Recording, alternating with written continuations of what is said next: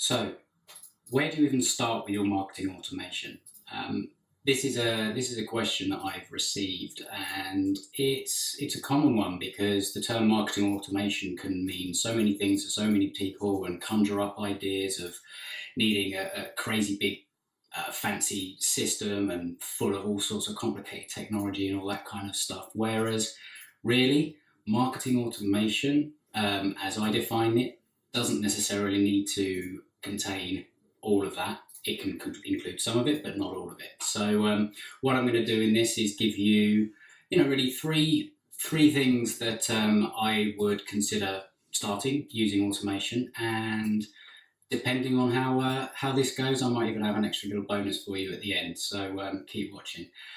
My name's Adam King. I'm from Think Like a Fish, client catching marketing. And really, if you're considering marketing automation, I want you to maybe reframe what you think that is. Now, marketing automation is really just a way of delivering your marketing, your message, your offers, while you're not there. So that could actually mean anything. Marketing automation could be a postcard, a sales letter, a blog, a website. It could be all of those things. You could argue that even making a speech at an event, that's automation because you're delivering your message to multiple people at the same time. Although technically you're having to be there. Yet if you were to record the video of you making that speech and put it on your website, maybe that fits more in line with the sort of the definition that I'm working from here. So with that in mind, what I'm going to give you is where you would need to start thinking about some ideas of how to use marketing automation within your business. And some of them will require tools, some of them won't necessarily, some of them will have tools that you may already have.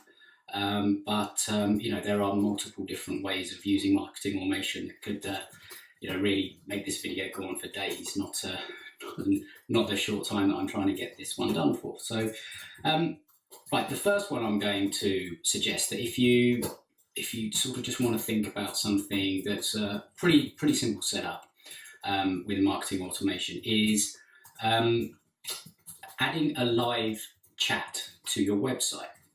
Now, I'm not talking about having to invest in a new tool or anything like that. I'm talking about if you've got a contact page on your website and you want someone to contact you, that's fantastic. If you've got a form that someone can fill out or a phone number or something like that's great.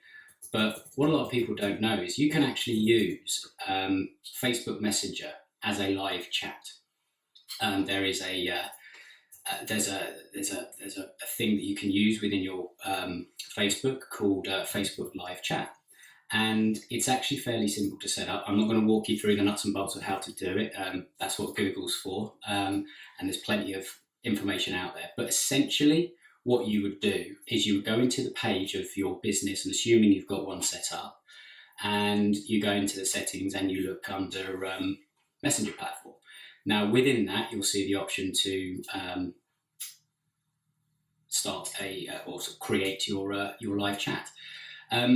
You would then sort of customize that in a way that would work for you. You can put in welcome messages. You can have all sorts of things, and if you want to get really complicated, you can have things like bots that will actually manage some of those chats for you. That's complete automation, but really, this is a simple first step. And what someone would do is just type their question in there, and it would sort of pop up with a message saying, thanks very much. We'll get back to you as soon as possible. So that's one thing that you can do. You can install it on WordPress sites. You can pretty much install it on any website. There are a few plugins if you have WordPress that make this really simple to do. I think Facebook Live Chat Messenger is the one that I've got on my website. So you can have a look at how it works if you want at thinklikeafish.co.uk, or you can just go into your plugin. SD card ran out of memory. I'm new to this video thing, so I'm not exactly great on it. So let's see if this will edit back in. I don't know. We'll find out. I think what I was saying is there are plenty of plugins that you can maybe use for WordPress to get this onto your site. And again, Google is your friend. Check that out. But obviously, if you want a little bit more, maybe even a how-to video, leave a comment down below, and I'll maybe make one that takes you through the process. Okay. So the second way that you can automate your business is through automating calendar appointments.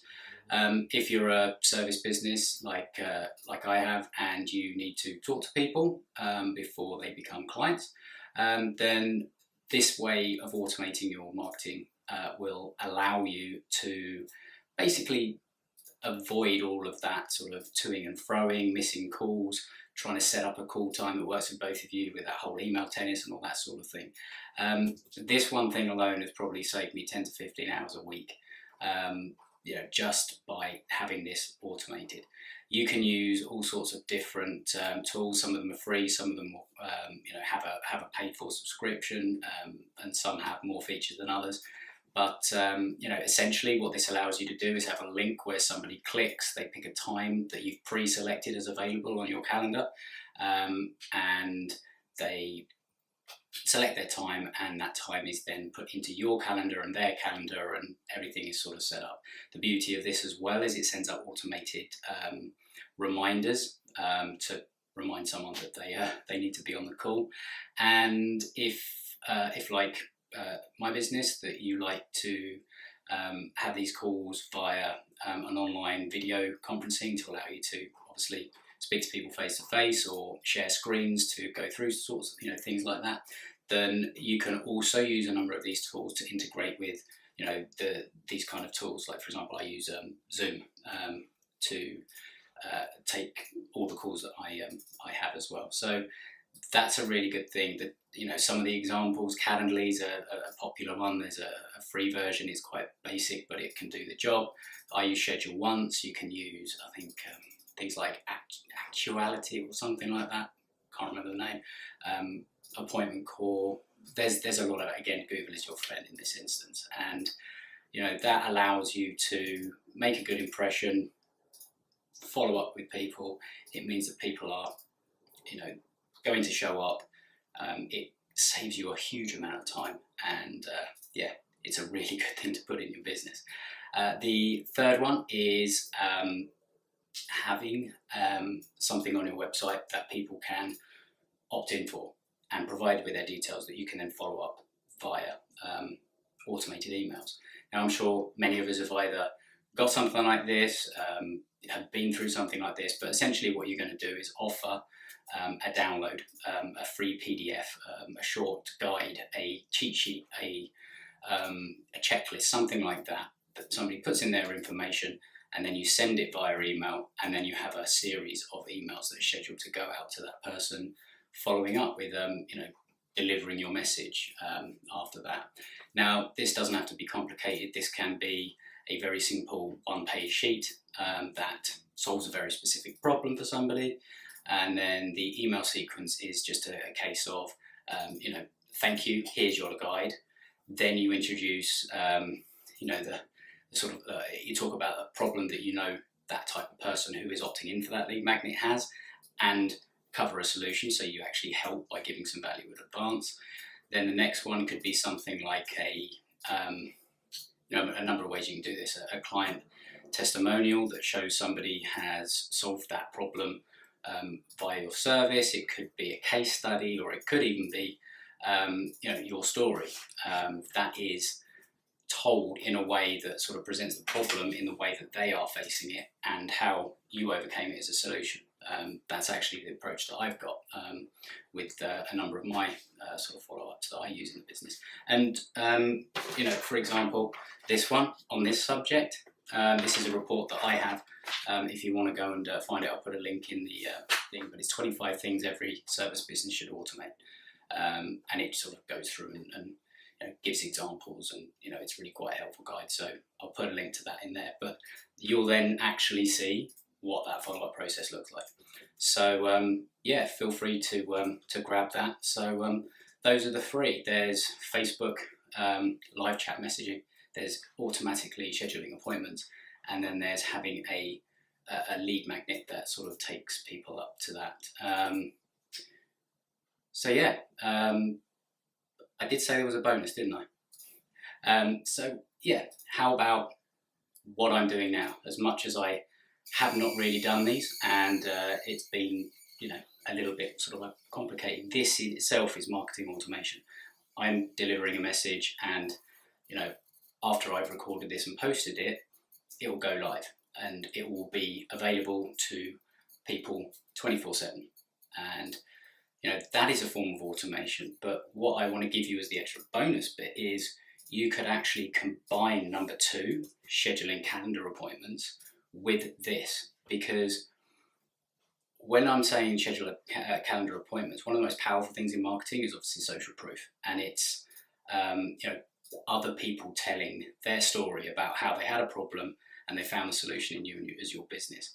You can include, so actually technically this could also you know, include point number three, which is automated follow-up. If someone has bought from you and they've had good service and they've been a client, you could have an automation that goes out after purchase, or you know, a little bit into the future, that says, you know, how did you get on? Did you really enjoy it? You know, did you get a lot out of the service or the product?